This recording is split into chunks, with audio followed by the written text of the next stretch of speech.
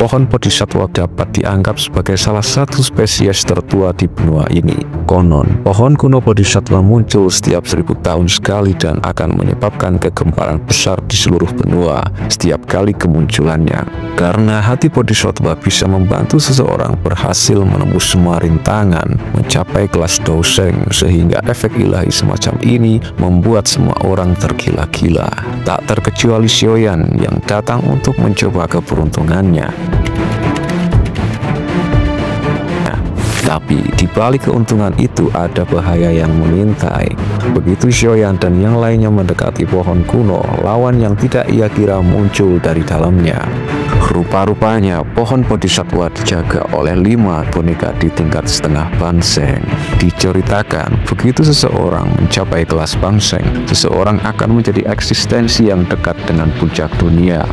Banseng adalah kekuatan yang relatif kuat bahkan di klan kuno. Tetapi para ahli tingkat seperti itu telah ditangkap oleh pohon ini dan mereka berubah menjadi boneka. Sungguh kekuatan yang sangat mengerikan. Xiaoyan memutuskan untuk membagi mereka di antara semua kelompok ahli dari berbagai faksi yang telah tiba. Ini akan menjadi pertempuran yang sangat sengit karena di tim Xiaoyan yang terkuat adalah Gusun Er yang telah mencapai 9 bintang Douzun pada putaran ke-8. Sedangkan Xiaoyan sendiri memiliki kekuatan puncak Douzun pada putaran ke-6 hingga ke-7. Saat perintah untuk menyerang diberikan, mereka bergegas maju tanpa ragu. Kelompok Xiaoyan segera menyerang 1 boneka, sementara kelompok klan Hun dan Heaven Demon Phoenix masing-masing menangani 1 boneka, dan 2 boneka lainnya diserahkan kepada kelompok yang tersisa. Meskipun Xiaoyan dan yang lainnya memiliki keunggulan jumlah, mereka menghadapi lawan setingkat Banseng, bahkan jika mereka hanyalah boneka. Para tetua sekte bunga dan anggota tim yang lemah hampir tidak bisa menahan tekanan dari Half Saint, tetapi Xiaoyan, Gusun Er, Ratu Medusa, dan para ahli lainnya dengan kuat menahan 1 boneka. Xiaoyan dengan keras memerintahkan mereka untuk menyerang kepalanya. Sebagai seorang ahli boneka, dia tahu bahwa boneka di tubuhnya tidak bernyawa, dan kecuali kepalanya dihancurkan, ia tidak dapat dimusnahkan sepenuhnya. Tubuh kaca raksasa dan Octane Blaze Xiaoyan mengeluarkan secara bersamaan. Cahaya kemasan tiba-tiba menyala di atas Xiaoyan. Tubuh Xiaoyan saat ini berubah menjadi raksasa. Tinjunya yang seperti besi melesat ke depan dengan kecepatan gila, menghantam kepala boneka itu. Kekuatan yang mengerikan itu menyebabkan retakan menyebar di seluruh tubuhnya.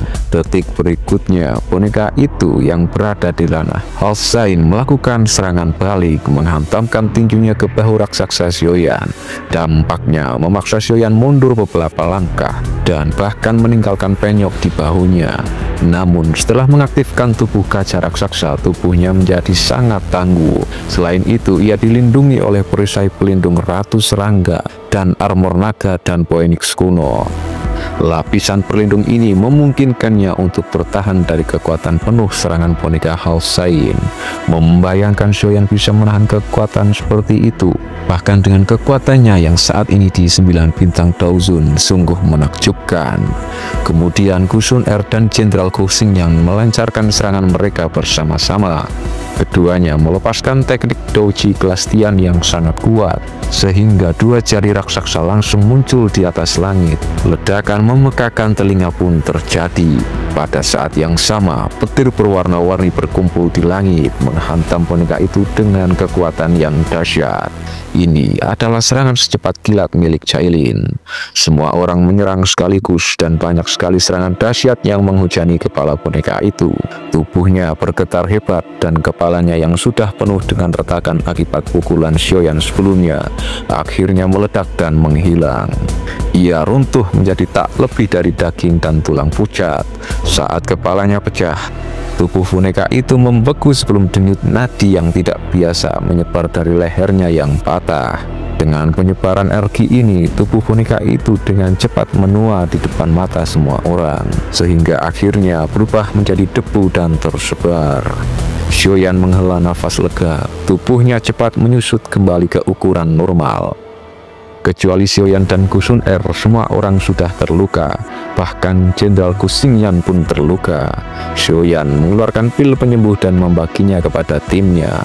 Setelah beristirahat sebentar dan memulihkan sebagian doji mereka, mereka mengalihkan perhatian ke medan perang lainnya. Situasi kelompok lain tidak terlalu menguntungkan, bahkan para ahli dari Aula Jiwa telah dirobohkan oleh boneka setengah suci. Namun kemenangan mereka hanya masalah waktu.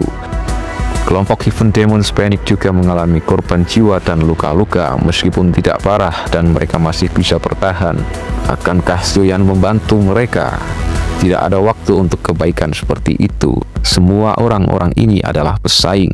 Setelah boneka-boneka itu dikalahkan, mereka bisa dengan mudah berbalik dan menyerang sekutu mereka. Gu Xun setuju. Dia juga memahaminya dengan jelas. Jika mereka ikut campur dan membantu mereka sekarang, orang-orang itu nantinya bisa menusuk mereka dari belakang. Sehingga saat itu bukan waktu yang tepat untuk berbelas kasihan. Xiaoyan mengalihkan pandangannya dari medan perang ke pohon bodhisattva kuno. Di sana terlihat hati bodhisattva yang sangat legendaris. Sinar cahaya menyebar dari pohon sejauh 1000 meter, penuh dengan vitalitas yang luar biasa tapi sangat berbahaya. Bahaya terbesar sekarang adalah menghindari jatuh di bawah pengaruh pohon bodhisattva agar tidak bernasib seperti boneka-boneka itu. Dulunya, boneka-boneka ini pernah menjadi setengah banseng, namun mereka pun berakhir menjadi tidak lebih dari sekedar boneka. Karena tidak ada yang tahu trik apa yang disembunyikan pohon ini. Karena alasan ini, Xiaoyan pun memerintahkan mereka yang kekuatannya belum mencapai bintang 6 Dozun harus tetap tinggal. Hampir seluruh kelompok sekte bunga termasuk Nalan, Yanran, mereka tetap tinggal. Namun mereka meminta Xiaoyan untuk membawa Yunyun bersamanya dan menjaganya. Xiaoyan bersama dengan kelompok Gu Xun adalah orang yang pertama menuju ke arah kuno pohon bodhisattva. Pada saat yang sama, para ahli dari klan Hun dan Heaven Demon Phoenix juga tidak bisa menunggu. Karena Xiaoyan sudah mendekat, mereka juga mengirim orang-orang mereka ke pohon bodhisattva kuno. Karena ketidakpastian, semua orang merasakan ketakutan tertentu. Tiba-tiba cahaya muncul dari pohon dan melilit kelompok Xiaoyan, membuat mereka menghilang. Mereka mencoba melepaskan doji mereka, namun alangkah terkejutnya ketika doji dalam tubuh mereka telah lenyap sepenuhnya. Xiaoyan mendapati dirinya terjebak di dalam ilusi, meskipun ia baru saja melangkah masuk. Rasanya sudah seperti puluhan tahun telah berlalu. Dia melihat dunia putih dengan perasaan takjub, dan dia sudah menjadi Daosheng. Saat dia mengepalkan tangannya, dia merasakan kekuatan yang begitu kuat. Besarnya tak terlukiskan, seakan dunia bisa runtuh hanya dengan kehendaknya sendiri. Xiaoyan sendiri hampir tidak bisa mempercayainya, bahwa dia telah mencari kekuatan ini selama bertahun-tahun, dan sekarang dia akhirnya mencapainya. Dalam ilusi, Xiaoyan menghancurkan kota dan makhluk hidup hanya dengan satu jari. Matanya berubah merah padam, dipenuhi dengan niat membunuh. Baru setelah berjuang keras, dia mendapatkan kembali kesadarannya. Ia mengakui bahwa pohon bodhisattva kuno memang pantas menyandang namanya, karena ia mampu menciptakan sesuatu ilusi yang nyata. Terlebih lagi, mereka yang jatuh di bawahnya bahkan tidak dapat mendeteksinya. Beruntungnya, di tangannya muncul manik-manik benih bodhisattva yang telah diperolehnya di masa lalu. Jika bukan karena benih ini yang mengusir ilusi dari pikirannya, dia akan terus tenggelam dalam kehidupan palsu ini. Akhirnya, dia mengerti dari mana boneka setengah orang suci ini berasal. Mereka dulunya adalah kultivator yang hidup jatuh di dalam ilusi pohon bodhisattva kuno. Kehilangan jiwa mereka hingga berakhir menjadi boneka. Pohon bodhisattva kuno menunjukkan dirinya sebagai ancaman yang jauh lebih besar daripada boneka, dengan ilusi yang cukup kuat untuk melahap Halfsain. Konfrontasi ini menandai titik balik, membuktikan bahwa hanya kemauan yang keras dan kejernihan pikiran yang dapat menentukan kelangsungan hidup di tempat seperti itu. Lantas, apa yang akan terjadi selanjutnya? Akankah teman-teman Xiaoyan berhasil bertahan? Kita akan melihat di video-video berikutnya.